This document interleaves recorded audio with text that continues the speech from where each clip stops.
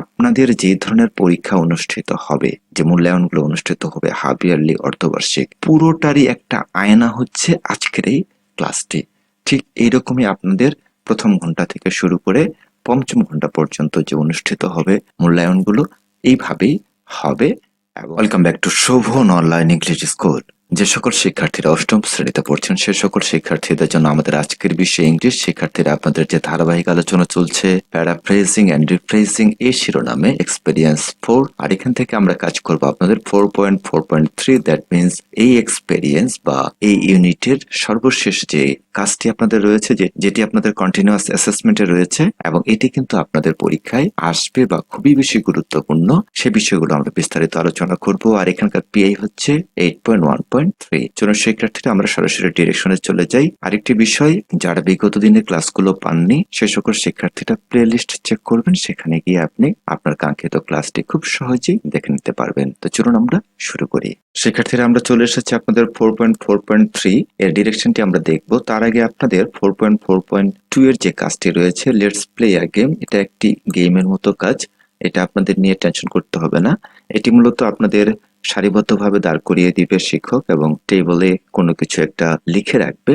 ওই জিনিসটা পড়ার পরে একজন আরেকজনকে বলবে, এভাবে পর্যায়ক্রমে সর্বশেষে যে বিষয়টি সে আত্মস্থ করতে পেরেছে সে সেটা উপস্থাপনা করবে। এতটুকুই আপনাদের কাজ এবং এই কাজটি কিন্তু শিক্ষক আপনাকে বিভিন্নভাবেই করাতে পারে। এখন আমরা দেখে নিব 4.4.3 এর ডিরেকশনটা। Let's do a project work. আপনাদের এখানে একটি প্রজেক্ট ওয়ার্ক রয়েছে, groups of 4 to 6 following the guidelines to complete the work। এই কাজটি করার জন্য ইনস্ট্রাকশন গুলো মেনটেন করতে হবে এবং এটি প্রয়োজনীয় সংখ্যক গ্রুপ করা। এখানে যদিও 4 থেকে 6টির কথা বলা হয়েছে, সেই ক্ষেত্রে আপনাদের স্টুডেন্ট যদি বেশি থাকে সেই ক্ষেত্রে আরো বেশি একাধিক গ্রুপ করা যাবে। আমরা এই কাজটি করার জন্য আপনাদের অনেক সময় লাগবে, 2 দিন 3 দিন অথবা 4 দিনও আপনি কাজটি করতে পারেন, কোনো সমস্যা নেই। এটা আপনাদের শিক্ষকের ডিরেকশনের উপরে নির্ভর করবে। আমরা এখন যেহেতু এটার একটা সলিউশন নিয়ে কাজ করব, সেক্ষেত্রে আমি শুধু আপনাদের একটু বলছি, এখানে যে ডিরেকশনটা রয়েছে এই ডিরেকশনটা আমরা এখানে আলোচনা করব না, সরাসরি অ্যান্সার কি টু অ্যাক্টিভিটিতে গিয়ে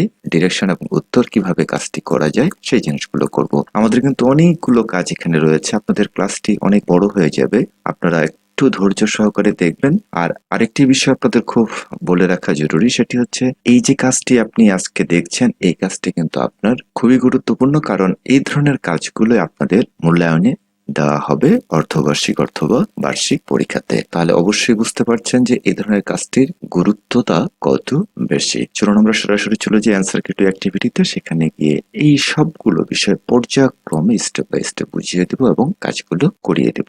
শিক্ষার্থীরা আমরা চলে এসেছি আপনাদের প্যারাফ্রেজিং এন্ড রিফ্রেজিং এর সর্বশেষ যে কাজটি আমরা করছি আজকে প্রজেক্ট ওয়ার্ক, সেটি আমাদের কন্টিনিউয়াস অ্যাসেসমেন্টে রয়েছে এবং পিএ হচ্ছে 8.1.3। আর এই কাজটি করার সময় আপনাকে শিক্ষক যে পর্যবেক্ষণটি করবে সেটি হচ্ছে students follow the guidelines, use various paraphrasing techniques and paraphrase the text. এখানে শুধু শিক্ষক আপনাকে পর্যবেক্ষণ করবে ঠিক এইভাবে আপনি গাইডলাইন গুলো ফলো করছেন কিনা। আমি যেটা এখনই দেখিয়ে নিয়ে আসলাম আপনাদের ABCDEF, এগুলো ফলো করছেন কিনা, এবং use various paraphrasing techniques, paraphrase করার যে টেকনিক আমরা শিখেছিলাম 3টা, সেই 3টা ফলো করছেন কিনা, পাশাপাশি আরো যে গাইডলাইন গুলো আছে সেগুলো, এবং প্যারাফ্রেজ দ্য টেক্সট, প্যারাফ্রেজ করতে পারছেন কিনা। তার মানে এটি হচ্ছে আপনাদের একটি প্রকল্প, মানে প্রজেক্ট ওয়ার্ক, বিভিন্ন গ্রুপে ভাগ করে দিয়ে কাজগুলো করা হবে। এখন আসেন প্রথম যে স্টেপটা আপনাদের বলা হয়েছিল, লিস্ট হাউসহোল্ড চোরস। এই প্রথমটি ক্ষেত্রে আপনাকে যেটা করতে হবে, first we will list some common household chores along with usually does them in the family. Here a starting grid with 10 rows। এখানে আমরা 10টি নিয়ে সাজিয়েছি, আপনি 5টি 7টি যে কয়টি ইচ্ছে সে কয়টি নিয়ে সাজাতে পারেন। এক পাশে থাকবে হাউসহোল্ড চোরস, এক পাশে ডান বা এটি কে করেছে। তাহলে এখানে যে বিষয়টি বলছে যে প্রথমত আপনাদের একটা লিস্ট করতে হবে যে কোন ধরনের কাজগুলো আপনি সিলেক্ট করবেন। এক এক গ্রুপ এক এক ধরনের কাজ সিলেক্ট করতে পারে। একই গ্রুপের মধ্যে আপনাকে বি নাম্বার ডিরেকশনে যেটা বলা হয়েছে খেয়াল করেন, ইন্ডিভিজুয়াল ডেটা কালেকশন বি নাম্বারে each member of the group will create 3 grids like the one above. ঠিক এইটার মতো করে 3টি করে গ্রিড তৈরি করবে। দ্যাট মিনস এই একটা থেকে যখন আমরা 3টা বানাবো তখন কিন্তু এই ইনফরমেশন গুলো পরিবর্তন হবে না। আবার অন্য গ্রুপ যখন করবে তখন কিন্তু আপনাদের ইনফরমেশন পরিবর্তন হতে পারে, সেটা কোনো ব্যাপার নয়। Each grid will be used to collect data from one family। তাহলে তিনটি আপনাদের করতে বলেছে, কিওয়ার্ডটা খেয়াল রাখেন, তিনটা গ্রিড করতে বলেছে, তাহলে তিনটা ফ্যামিলি থেকে আপনাকে ডেটা কালেক্ট করতে হবে। এই কাজটি আপনি করার জন্য আপনার বন্ধুর কাছ থেকেও করে নিতে পারেন, তাকে প্রশ্ন করার মাধ্যমে, শিক্ষককে প্রশ্ন করার মাধ্যমে করতে পারেন, অথবা আপনার নেইবার যারা প্রতিবেশী রয়েছে তাদের কাছেও। যেহেতু এটি আপনাদের শ্রেণীকক্ষে করাবে, তাহলে সেক্ষেত্রে বন্ধু এবং শিক্ষককে শুধু প্রশ্ন করতে পারবেন বা উত্তরগুলো কালেক্ট করতে পারবেন। আর যদি শিক্ষক আপনাকে নির্দেশনা দেয় যে আপনার পাড়া প্রতিবেশী তাদের কাছ থেকে তথ্য কালেক্ট করো, তাহলে সেক্ষেত্রে করবেন। আমরা প্রথম যে শীটটি নিয়েছি ফ্যামিলি 1, এক্ষেত্রে কার কাছ থেকে নিচ্ছেন সেটার ডেটাটা কিন্তু আপনি এই জায়গায় লিখে রাখতে পারেন, নাম লিখে রাখতে পারেন, এবং এইভাবে দেখবেন যে উত্তরটি দিবে আপনি সেটা লিখবেন। আমি যে এখানে উত্তর দিয়েছি সেটা আপনাদের লেখার প্রয়োজন নেই, যেটা আপনি সত্যিকার অর্থে উত্তর পাবেন সেটা করবেন।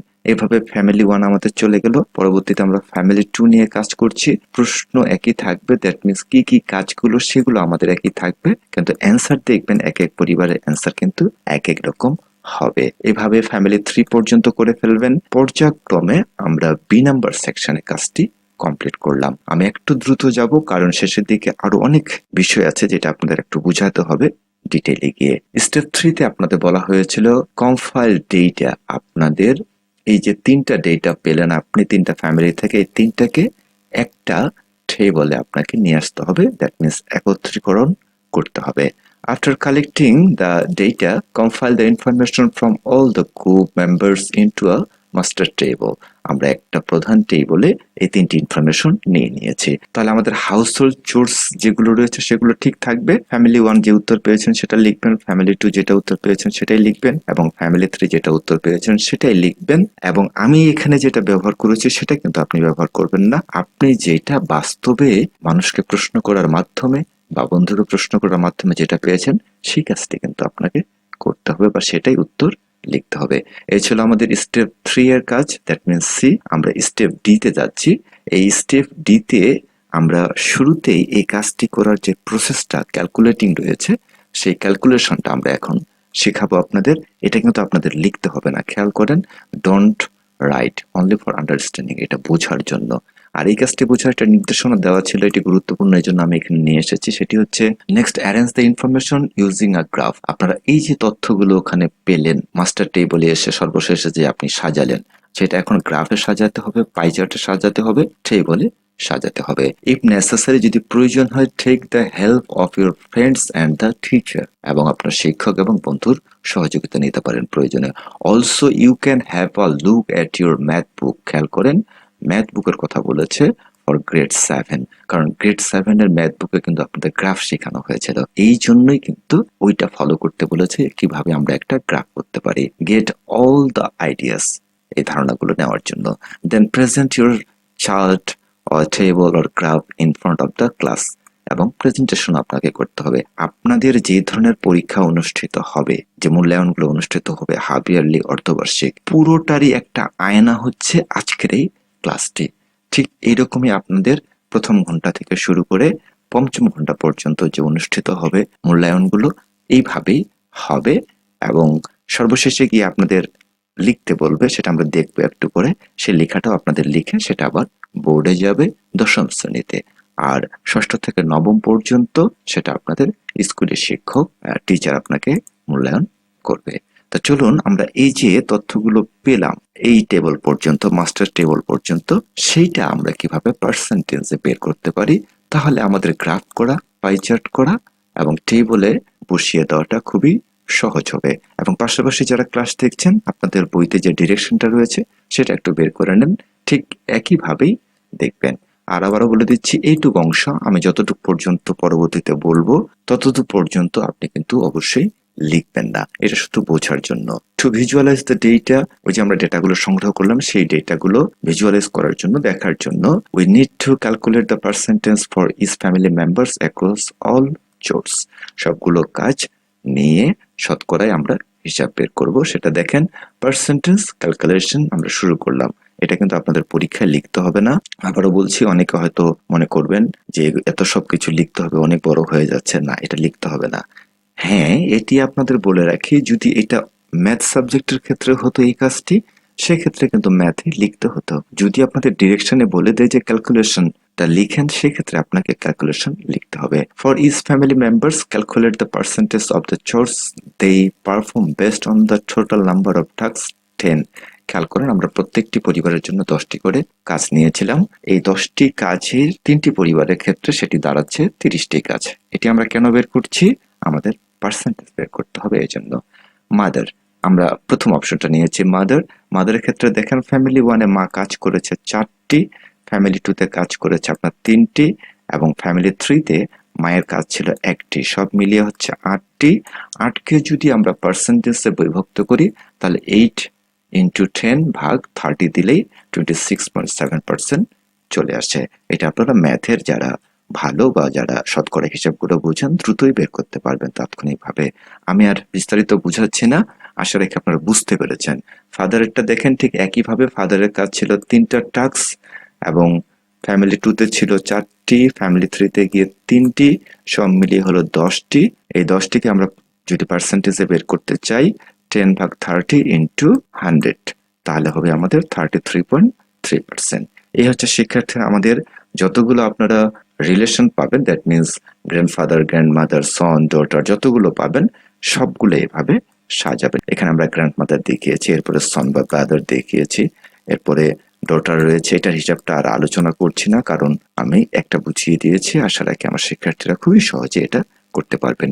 আর এই কাজটি কিন্তু আপনি একাই করবেন না, দলের প্রত্যেককে কাজগুলো ভাগ করে দিবেন এবং তাদেরকে এক একজনকে এক একটা কাজ করতে বলবেন। আমরা লেটস সাম দিস পার্সেন্টেজ, এটা সংক্ষেপে যদি লিখতে পারি মাদার এত পার্সেন্ট, ফাদার এত পার্সেন্ট, গ্র্যান্ডমাদার 6, যেটা আমরা হিসাব করে বের করলাম। এরপরে আসেন স্টেপ ডি-তে আমরা যে বিষয়টিতে খেয়াল করব সেটি হচ্ছে অ্যান্সারে আপনাদের যেভাবে করতে হবে। এখন শুরুতে বলেছিলাম এখানে আলোচনা করার সময় যে এতটুকু লিখবেন না, এই টিকমার্ক যতটুকু দিলাম, এই যে মাঝখানে আমরা ক্যালকুলেশন করলাম, এটার কোনোটাই আপনাদের লেখার দরকার নেই। চলেন স্টেপ ডি-তে গিয়ে কিভাবে আমরা পাই চার্ট করবো। আমরা যেহেতু পার্সেন্টেজ গুলো পেয়ে গিয়েছি, আর এই পাই চার্ট করার ক্ষেত্রে যদি মনে করেন এটাই আপনাদের পরীক্ষায় আসে, তাহলে কিন্তু বলবে সেটা পাইথন প্রোগ্রাম ব্যবহার করে আপনি এটা ব্যবহার করেন। দ্যাট মিনস ডিজিটাল প্রযুক্তিতে আপনাদের এই কাজগুলো রয়েছে বা এগুলো শেখানো হয়েছে, সেখানে আপনি খুব সহজে কাজটি করতে পারবেন। যদি সেটা ব্যবহার করতে না পারেন, সেক্ষেত্রে শিক্ষক যদি আপনাকে বলে এমনি করেন, তাহলে সেক্ষেত্রে দেখেন একটু আইডিয়া করে দিয়ে দিবেন যে 33% এর ক্ষেত্রে আমরা তো অবশ্যই বেশি নিব, এবং 26.7% এর ক্ষেত্রে একটু কম। পর্যায়ক্রমে এই জিনিসগুলো যতটুকু পারেন দেখিয়ে দিবেন। কিন্তু এটার একটা সুনির্দিষ্ট নীতিমালা বা এটার কিন্তু একটা শেখার বিষয় রয়েছে। এই প্রোগ্রামটা হচ্ছে পাইথন প্রোগ্রাম বলা হয়, যেটা মূলত আপনি কম্পিউটারের মাধ্যমে করতে পারবেন। আর যদি আপনারা না পারেন সেক্ষেত্রে জাস্ট এইভাবে করে দিবেন, তাও হবে। এর পরবর্তীতে আসেন পার্সেন্টেজ টেবল। এটার আলোকেই কিন্তু আমরা উপরেরটা করেছি, মূলত এটা আগে বের করে নিতে হবে।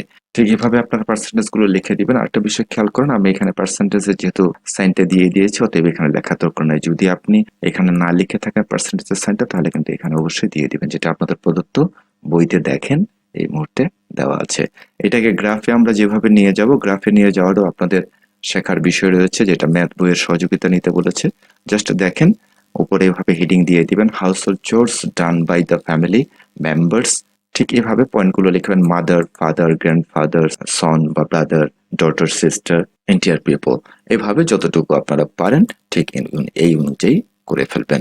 চলেন এখন যে কাজটি আপনি এখন করলেন সেই কাজটি আপনাকে নাম্বারে এসে present the arranged information in front of the class, ক্লাসের আপনাকে কি করতে হবে? প্রেজেন্ট করতে হবে। অনেক শিক্ষার্থী মন্তব্য করে যে পরীক্ষায় আমাদের কোন ধরনের প্রশ্ন হবে, প্রশ্নের সাজেশন, উত্তর।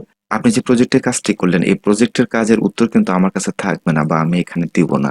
সেই ক্ষেত্রে আপনাকে আপনার কাজ করার মাধ্যমেই আপনাকে এগিয়ে যেতে হবে এবং এখান থেকে ভালো মতো অভিজ্ঞতাগুলো অর্জন করতে হবে। যেভাবে আপনি উপস্থাপনাটা করতে পারেন সেটা নাম্বারের ক্ষেত্রে এক একজন এক এক রকম হবে। গুড মর্নিং এভরিওয়ান, প্রত্যেককে শুভ সকাল। Today I will present our findings on the distribution of the household chores among family members based on our survey of 3 families. আমরা যে 3টা পরিবারের উপরে সার্ভে করেছি বা পরিসংখ্যান চালিয়েছি বা পর্যবেক্ষণ করে তথ্যগুলো, ডেটাগুলো কালেক্ট করেছি, গৃহস্থলের কাজের কে করছে সেটা আমরা এখন উপস্থাপনা করতে যাচ্ছি। ঠিক এভাবেই বলতে পারেন, ফাইন্ডিংস গুলো আপনি দেখাতে পারেন, মাদার ডাজ 26.7% অফ দ্য চোরস, এভাবে বলতে পারেন। অথবা আপনার বলার ধরনে কিন্তু ভিন্নভাবে হতে পারে, যার যেরকম ইংরেজি বলার ক্যাপাসিটি রয়েছে সে সেভাবে এটা উপস্থাপন করবেন। এরপর আপনি যে ভিজুয়ালাইজেশনটা করলেন, আমরা দেখে আসলাম, সেটা আপনি দেখাবেন, চার্ট দেখাবেন, গ্রাফ দেখাবেন, ইত্যাদি সব বিষয়গুলো যা যা আছে আপনি দেখাবেন। Provide a slide by slide comparison of each members contribution, এবং এটাও আপনি দেখাতে পারেন বা বলতে পারেন যে আপনার কার কি অবদান ছিল এই কাজটি করার জন্য। কনক্লুশনে আপনি বলতে পারেন, আওয়ার সার্ভে রিভিলস দ্যাট, আমাদের এই যে সার্ভেটা এটা প্রকাশ করে যে fathers and mothers do most of the household chores, father এবং মাদার সবচেয়ে বেশি কাজ করে থাকে আমাদের গৃহস্থলের কাজগুলো, with daughters oblique sisters also contributed significantly, এবং এর পরবর্তী যে স্টেপটা গুরুত্বপূর্ণ সেটি হচ্ছে ডটার এবং সিস্টার বেশি কাজ করে থাকে। This highlights the importance of the sharing responsibilities to maintain a balanced household. এখানে যে বিষয়টি বলা হচ্ছে এটি একটি ভারসাম্যপূর্ণ পরিবার বজায় রাখার জন্য দায়িত্ব ভাগ করার গুরুত্ব তুলে ধরে। এরপরে আপনার প্রেজেন্টেশনে আপনি বলতে পারেন, thank you for listening, does anyone have any questions, কারো কোনো প্রশ্ন আছে কি? জাস্ট এভাবে আপনি শেষ করে ফেলতে পারেন জি নাম্বারের কাজটি। এখন আপনাদের যে প্যাটার্নে পরীক্ষা হবে বা মূল্যায়ন হবে সেটি বলা হচ্ছে যে 65% হচ্ছে আপনাদের লিখিত এবং 35% হচ্ছে আপনাদের প্রতিষ্ঠানের কাজ। এখন এটা কিন্তু দশম শ্রেণীর ক্ষেত্রে, এবং এমনটিও হতে পারে যে এই কাজটি আপনি যে করলেন শুরু থেকে এসে এটা 35%-এর মধ্যে গেল, এবং এখন যে কাজটি আপনি করবেন এফ নাম্বার থেকে সেটা 65%-এর ক্ষেত্রে এমনটি হতে পারে। জাস্ট এটি আমার একটি ধারণা। চলুন আমরা এফ নাম্বার কাজটি দেখে নিই কিভাবে করবেন। আপনাদের এখানে যে বিষয়টি বলছে, it's time to write a text individually, এককভাবে এখন আপনাকে কাজ করতে হবে। আগে আপনি দলে কাজ করেছেন, এখন আপনাকে এককভাবে লিখতে হবে। Reflecting on your experience of doing the activities, আপনি যে কাজটি করলেন এই কাজটি করার সময় আপনার কি অভিজ্ঞতা প্রতিফলন ঘটেছে সেই বিষয়টির উপরে ভিত্তি করে আপনাকে লিখতে হবে। এটা প্রত্যেকের লেখনী কিন্তু আলাদা হবে, কারণ প্রত্যেক শিক্ষার্থীর অভিজ্ঞতা বা অ্যাচিভ করার দক্ষতা কিন্তু সবকিছু একই নয়। এজন্য প্রত্যেকে আলাদা আলাদা হবে। আমি জাস্ট একটা মডেল দেখাচ্ছি। আর অনেকে এটা খুব সংক্ষেপে লিখতে যাবেন, অনেকেই বলবেন যে কেউ যদি কাউকে প্রশ্ন করে, এমনটি ধরেন যে দুই বন্ধু গল্প করছে যে তোমার দাদা কিভাবে মারা গিয়েছিল, সে বিস্তারিত বললো 5, 7, 10 মিনিট। পক্ষান্তরে ও যখন তার দাদার কথা জিজ্ঞেস করলো সে বলল যে আমার দাদা পড়লো আর মরলো। ঠিক এই ধরনের অ্যান্সার কিন্তু আপনারা কখনোই লিখবেন না, কারণ মনে রাখেন এখানে হচ্ছে আপনাদের 65%, যেটা আমরা অনুমান করছি, এই 65% এটা কিন্তু বোর্ডে চলে যাবে দশম শ্রেণীতে, আর ষষ্ঠ থেকে নবম পর্যন্ত এটা শিক্ষক অবজারভেশন করবে আপনাকে বা পর্যবেক্ষণ করবে বা খাতা কাটবে। এক কথা শেষ, আপনারা যেটা বুঝতে সক্ষম সেটাই বুঝবেন। অতএব এটি আপনাকে বিস্তারিত লিখতে হবে। খেয়াল করেন যেভাবে লিখতে পারেন, রিফ্লেকশন অন মাই এক্সপেরিয়েন্স, আমার অভিজ্ঞতার প্রতিফলন। Participating in this project on the distribution of household chores among family members was an enlightening experience for me. পরিবারের সদস্যদের সাথে গৃহস্থলের কাজ বন্টনের এই প্রকল্পে অংশগ্রহণ করা আমার জন্য একটি আলোকিত অভিজ্ঞতা ছিল। Here my reflections on the various aspects of the activity. এখানে বিভিন্ন প্রকার কার্যকলাপের দিক সম্পর্কে আমার প্রতিফলন রয়েছে, সেটা আপনি এখন বলছেন। ডেটা কালেকশন, তথ্য সংগ্রহ। I began by visiting 3 different families and asking them about their household chores. এখানে আমরা past tense দিয়ে শুরু করেছি, কারণটি হচ্ছে যেহেতু অলরেডি আপনি তথ্যগুলো কালেক্ট করেছেন এজন্য সেটা কিন্তু past tense হয়ে গিয়েছে। আর আরেকটা জিনিস মনে রাখবেন, এই ধরনের টেক্সটগুলো লেখার ক্ষেত্রে আপনাকে past tense ব্যবহার করাটাই উত্তম। This step required effective communication and an understanding of the privacy and sensitive when discussing personal routines. এখানে আরো যে বিষয়টি আপনি অ্যাড করতে পারেন, এই বর্ণনাটা আপনাদের উপরে নির্ভর করবে কে কতটুকু বর্ণনা করতে পারেন। যার রাইটিং স্কিল ভালো সে আরো ভালো করে লিখবে, যে একেবারেই উইক সে খুব নর্মাল করে লিখবে। এরপর আমরা যে বিষয়টি বলার চেষ্টা করছি, ব্যক্তিগত রুটিন নিয়ে আলোচনা করার সময় এই যে পদক্ষেপগুলো নেওয়া হয়েছে এই পদক্ষেপগুলোর জন্য যে কার্যকর যোগাযোগ এবং গোপনীয়তা এবং সংবেদনশীলতা রয়েছে সেটা বোঝার প্রয়োজন, বা সেই জিনিসটি আমি এখান থেকে শিখতে পেরেছি বা উপলব্ধি করতে পেরেছি। It was interesting to see how his family managed their chores differently, এবং প্রতিটি পরিবার কিভাবে তাদের কাজগুলি আলাদাভাবে পরিচালনা করে তা দেখাটা একটা আকর্ষণীয় বিষয় ছিল বা মজার বিষয় ছিল। ডেটা কালেকশনটা এভাবে লিখে ফেলবেন। এরপরে কোলাবোরেশন। শিক্ষার্থীরা এভাবে এই টেক্সটটি লেখাই কিন্তু আপনাদের শেষ কাজ নয়, এরপরে আবার এই টেক্সটকে প্যারাফ্রেজ করতে হবে। আমি আপনাদের সুন্দর করে টেক্সট লেখাটা সুন্দর করে বুঝিয়ে দিচ্ছি বাংলা সহকারে, এবং প্যারাফ্রেজে গিয়ে কিন্তু বিস্তারিত আলোচনা করব না, শুধু টেকনিকগুলো বলেই সম্ভাব্য উত্তরটি দেখিয়ে দিব, কারণ এইগুলো লেখার ধরন এক একজনের এক এক রকম হবে। কোলাবোরেশন, যার অর্থ সহযোগিতা, আমরা বলতে পারি working in a group was a significant part of this project. একটি গ্রুপে কাজ করা এই প্রকল্পের একটি উল্লেখযোগ্য অংশ ছিল। We divided the task effectively, ensuring each member collected data from different families. প্রতিটি সদস্য বিভিন্ন পরিবার থেকে ডেটা সংগ্রহ করেছে তা নিশ্চিত করে আমরা কার্যগুলি দক্ষতার সাথে ভাগ করেছিলাম, বা কিভাবে তারা করবে এটা আমরা প্রত্যেককে ভাগ করে দিয়েছিলাম। Collaborating with my peers helped me improve my teamwork and organization skills. আমার সহকর্মীদের সাথে, দ্যাট মিন্স সতীর্থদের সাথে সহযোগিতা আমাকে আমার দলগত কাজ এবং সাংগঠনিক দক্ষতা উন্নত করতে সাহায্য করেছে। Sharing insights and discussing our feelings as a group was beneficial and enriched the final outcome. অন্তর্দৃষ্টি ভাগ করে নেওয়া এবং একটি গ্রুপ হিসাবে আমাদের ফলাফল নিয়ে আলোচনা করা উপকারী এবং চূড়ান্ত ফলাফলকে সমৃদ্ধ করেছে। দ্যাট মিন্স আমরা যে শেয়ার করেছি একে অপরের সাথে, আমাদের অন্তর্দৃষ্টিটা বেড়েছে, ডিসকাসিং পাওয়ারটা বেড়েছে, আমরা অনেক কিছু খুঁজে পেয়েছি গ্রুপে কিভাবে কাজ করতে হয়, আমরা উপকৃত হয়েছি, এবং এর ফলে কিন্তু আমাদের যে ফলাফলটা আমরা চূড়ান্ত করেছি সেটা সমৃদ্ধ হয়েছে। এরপরে অ্যানালাইসিস অ্যান্ড ক্যালকুলেশন। আপনি যে অ্যানালাইসিস করলেন এবং ক্যালকুলেট করলেন সেটা আমরা যেভাবে লেখার চেষ্টা করছি খেয়াল করেন। Compiling and analysing the data was the most challenging part. আপনি বলছেন যে তথ্য সংগ্রহ এবং বিশ্লেষণ, তথ্য সংকলন মানে একত্রীকরণ এবং বিশ্লেষণ সবচেয়ে চ্যালেঞ্জিং অংশ ছিল। Ensuring accuracy in calculating the percentage and making sure the summed of correctly required attention to detail. এবং এরপরে আমরা যেটা বলার চেষ্টা করছি, শতাংশ গণনার নির্ভুলতা নিশ্চিত করা এবং নিশ্চিত করা যে তারা সঠিকভাবে সংক্ষিপ্ত করেছে তা মনোযোগের প্রয়োজন। দ্যাট মিন্স আমরা যে কাজটি করেছি একেবারে নির্ভুলভাবে এই কাজটি করার জন্য আমাদের কিন্তু খুবই মনোযোগ সহকারে এই কাজগুলো করতে হয়েছে শতাংশ বের করার জন্য। এরপর আমরা বলছি this step taught me the importance of precision and verification in data analysis. এই পদক্ষেপটি, এই যে আমরা কাজটা করেছি, এই পদক্ষেপটি আমাকে ডেটা বিশ্লেষণের নির্ভুলতা এবং যাচাইকরণের গুরুত্ব শিখিয়েছে, কিভাবে আমরা এটা করতে পারি এবং এর প্রয়োজনীয়তা কি। এরপরে আপনারা ভিজুয়ালাইজেশন করেছিলেন, সেই ভিজুয়ালাইজেশনটা দেখিয়েছিলেন পাই চার্ট, গ্রাফ চার্ট এবং পার্সেন্টেজ টেবলে, সেটা আমরা একটু আলোচনা করছি। Creating visual representations of our data such as pie chart and bar chart and table দিতে পারেন was a fun and educational experience. Pie chart এবং বার গ্রাফের মতো আমাদের ডেটার বা তথ্যের ভিজুয়াল যে উপস্থাপনা তৈরি করি এটি খুব মজার এবং শিক্ষামূলক অভিজ্ঞতা ছিল। It highlighted the importance of the visual aids in presenting complex information clearly and effectively. এখানে আরো যে বিষয়টি বলা হচ্ছে, একটি জটিল তথ্যগুলিকে স্পষ্টভাবে এবং কার্যকরভাবে উপস্থাপন করার জন্য ভিজুয়াল এইডের গুরুত্ব তুলে ধরে।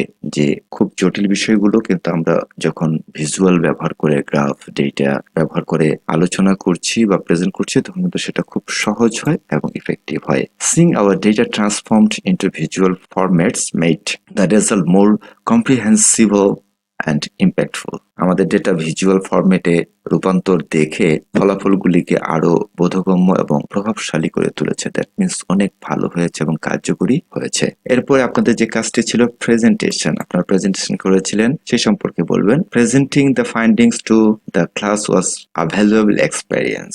ক্লাসে ফলাফলগুলি উপস্থাপনা করা একটি মূল্যবান অভিজ্ঞতা ছিল। It helped me develop my public speaking skills and the ability to convey information shortly. এবং এটি আমাকে আমার জনসাধারণের সামনে বা জনগণের সামনে কথা বলার দক্ষতা এবং তথ্য জানতে সক্ষম হতে সাহায্য করেছে। দ্যাট মিন্স আপনি তথ্যগুলো খুব সংক্ষেপে জেনে কিভাবে মানুষের সামনে উপস্থাপন করতে হয় সেই দক্ষতাটা অর্জন করেছেন। Preparing a concise yet informative speech was crucial and I learned how to highlight key points effectively. এটি সংক্ষিপ্ত অথচ তথ্যপূর্ণ বক্তৃতা প্রস্তুত করা অত্যন্ত গুরুত্বপূর্ণ ছিল। যে সংক্ষেপে আপনি যখন উপস্থাপন করেছিলেন তখন কিন্তু অনেক ইলাবোরেট বিস্তারিতভাবে আলোচনা করেছিল। সেটাই বলা হচ্ছে যে এটি সংক্ষিপ্ত অথচ তথ্যগুলি বক্তৃতা দেওয়ার ক্ষেত্রে অত্যন্ত গুরুত্বপূর্ণ ছিল। And I learned how to highlighted কি পয়েন্টস ইফেক্টিভলি, এবং আমি শিখেছি কিভাবে কার্যকরভাবে মূল পয়েন্টগুলোকে হাইলাইট করতে হয়। এর পরবর্তীতে শেষে লিখবেন overall experience. This project was comprehensive learning experience that combined data collection, analysis, teamwork and presentation skills. দেখেন আমরা যে কাজগুলো করেছি সেগুলি কিন্তু এখানে লিখেছি। আপনাদের এই ধরনের যত কাজ হবে সব কাজগুলো কিন্তু এই ফরম্যাটেই লিখতে পারবেন। তাহলে এখানে যেটা বলা হচ্ছে, এই প্রকল্পটি ছিল একটি ব্যাপক শিক্ষার অভিজ্ঞতা যা ডেটা সংগ্রহ, বিশ্লেষণ, টিমওয়ার্ক এন্ড উপস্থাপনার দক্ষতাকে একত্রিত করেছিল। It gave me a deeper understanding of the household dynamics and the importance of equitable distribution of chores. এটি আমাকে গৃহস্থালির যে গতিশীলতা এবং কাজের ন্যায়সঙ্গত বন্টনের যে গুরুত্ব রয়েছে সে সম্পর্কে গভীরভাবে উপলব্ধি করতে সাহায্য করেছে, বা আমি সেই বিষয়গুলো জেনেছি। মোরওভার, অধিকন্তু it enhanced my ability to work collaboratively, communicate effectively and present information clearly. অধিকন্তু এটি সহযোগিতামূলকভাবে কাজ করার, কার্যকরভাবে যোগাযোগ করার এবং স্পষ্টভাবে তথ্য উপস্থাপন করার ক্ষমতা বাড়িয়েছে। এবং এরপরে বলতে পারেন, I realised the significance of each family members contribution to maintaining a all functioning household. আমি বুঝতে পেরেছি যে পরিবারের প্রতিটি সদস্যের অবদান একটি ভালোভাবে কার্যকর পরিবার বজায় রাখার জন্য প্রয়োজন। দ্যাট মিনস একটি পরিবার চালানোর ক্ষেত্রে বা একটা পরিবার খুব ভালো করে চলার ক্ষেত্রে প্রত্যেকটি পরিবারের সদস্যের অবদান রয়েছে, বা সেই অবদানটাই কিন্তু পরিবারটাকে এগিয়ে নিয়ে যায়। This project has motivated me to apply this principles in my own home and encourage a more balanced approach to household responsibilities. এবং এরপরে যেটা বলা হচ্ছে, এই প্রকল্পটি আমাকে আমার নিজের বাড়িতে এই যে প্রিন্সিপাল গুলো রয়েছে, নিয়ম নীতিগুলো রয়েছে, সেগুলো প্রয়োগ করতে অনুপ্রাণিত করেছে এবং পরিবারের দায়িত্বের প্রতি আরো ভারসাম্যপূর্ণ পদ্ধতির জন্য উৎসাহিত করেছে। দ্যাট মিনস আরো কিভাবে এই দায়িত্বগুলো সুষ্ঠুভাবে পালন করা যায় সেটা আমি শিখেছি। সবচেয়ে মোস্ট ইম্পর্টেন্ট প্যারা হচ্ছে আমাদের এই প্যারাটি, যেটা আমরা এই মুহূর্তে আলোচনা করলাম, যে আপনি এই কাজটি করার মাধ্যমে আপনার দৃষ্টিভঙ্গির কি পরিবর্তন হয়েছে সেটাও কিন্তু আপনি অ্যাড করে দিলেন। এবং সর্বশেষে ইন কনক্লুশন, উপসংহারে আপনি যেটা বলতে পারেন, I am grateful for the opportunity to participate in this project. আমি এই প্রকল্পে অংশগ্রহণের সুযোগের জন্য কৃতজ্ঞ। It was a practical application of many skills. বাস্তবে ব্যবহার করার মতো একটা দক্ষতা ছিল, আই হ্যাভ লার্ন, এটা আমি শিখেছি। And it provided valuable insight into everyday family life. এবং এটি দৈনন্দিন পারিবারিক জীবনে মূল্যবান অন্তর্দৃষ্টি প্রদান করে। দ্যাট মিনস আপনি পরিবার সম্পর্কিত যে কাজের ধারণাগুলো রয়েছে, কে করে কি কাজ কি করে, এই সম্পর্কে আপনার অন্তর্দৃষ্টির বহিঃপ্রকাশ ঘটেছে, বা এটি সরবরাহ করা হয়েছে বা প্রদান করা হয়েছে। আপনার কি উপকার হয়েছে, আপনি কি শিখেছেন, সেটা আমরা এখানে বলার চেষ্টা করেছি। শিক্ষার্থীরা আশা রাখি বুঝতে পেরেছেন একটি টেক্সট কিভাবে লিখবেন। আপনি চাইলেও খুব ছোট করে লিখতে পারেন, আমি এখানে বড় করে দিয়েছি, কারণ এই ধরনের একটি ফরম্যাট শিখে রাখেন। যত প্রকার টিম ওয়ার্কের উপস্থাপনা হবে ঠিক এই ফরম্যাটে ব্যবহার করবেন। যদি প্রজেক্ট হয় তাহলে তো কোনো কথাই থাকবে না, ঠিক হুবহু এটাই ব্যবহার করবেন। শুধু মূল টপিকের যে বিষয়টা ছিল সেটা একটু অন্যভাবে উপস্থাপন করার চেষ্টা করবেন। এখন আপনাদের জি নাম্বারে যে বিষয়টি বলেছে, then paraphrase the text using all the paraphrasing techniques. Paraphrasing techniques গুলো আমরা জানি, আপনারা বারবার জেনে এসেছেন। সেই জিনিসগুলো অ্যাপ্লাই করে রিফ্লেকশন অন মাই এক্সপেরিয়েন্স, এই যে শিরোনামটি ছিল সেটা আপনাকে প্যারাফ্রেজড করতে হবে। এটা আমি আর আপনাদের বিস্তারিত আলোচনা করছি না, শুধু এটুকু বলে দিই আপনাদের যে টেকনিক গুলো ছিল সেটি হচ্ছে সিনোনিম ব্যবহার করা, সেন্টেন্সের স্ট্রাকচার পরিবর্তন করা এবং অ্যাড বা রিমুভ করা শব্দের ক্ষেত্রে। এটা আমরা পর্যায়ক্রমে সবগুলো বিষয় এখানে আলোচনা করেছি।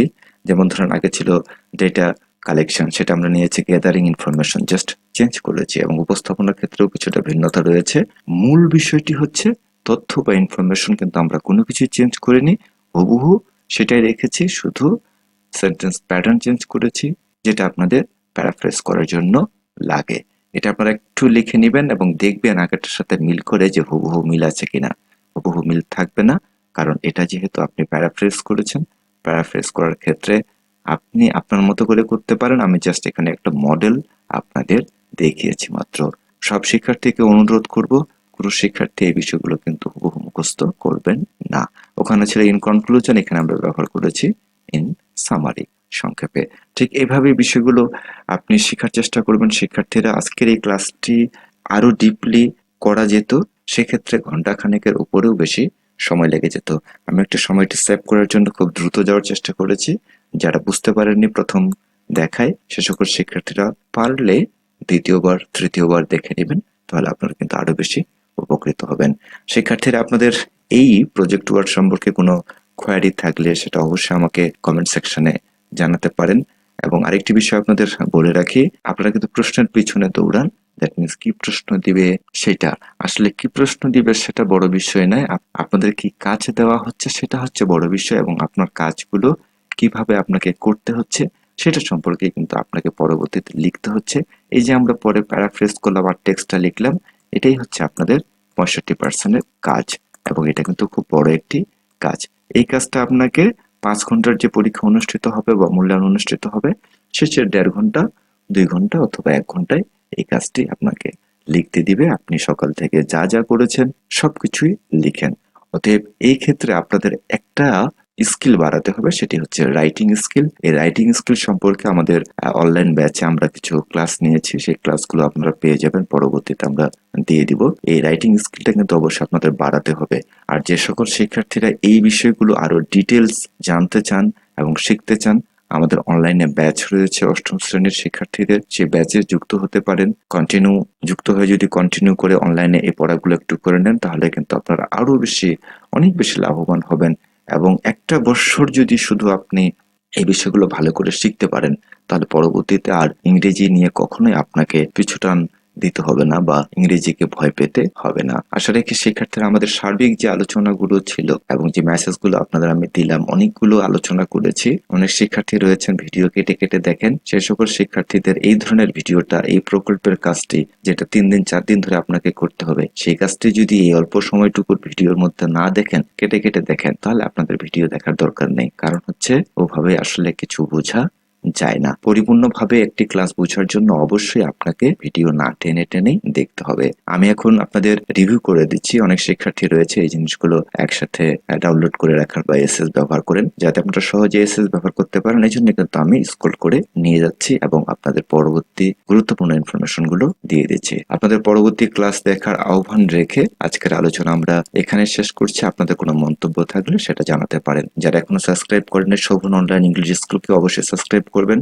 এবং যারা সাবস্ক্রাইব করে আমাদের সাথে রয়েছেন আপনাদেরকে অসংখ্য ধন্যবাদ। এবং যারা এখনো করেনি বা জানেন না শোভন অনলাইন ইংলিশ স্কুল সম্পর্কে, তাদেরকে অবশ্যই মেনশন করে দিয়ে দিবেন বা তাদেরকে জানিয়ে দিবেন যে এখান থেকে তুমি ভালো ধারণা পেয়ে তুমি তোমার অভিজ্ঞতা ভিত্তিক শিখনগুলো খুব সুন্দর করে কমপ্লিট করতে পারো। আজকের জন্য এতটুকুই। Thank you for watching this video. আল্লাহ হাফেজ।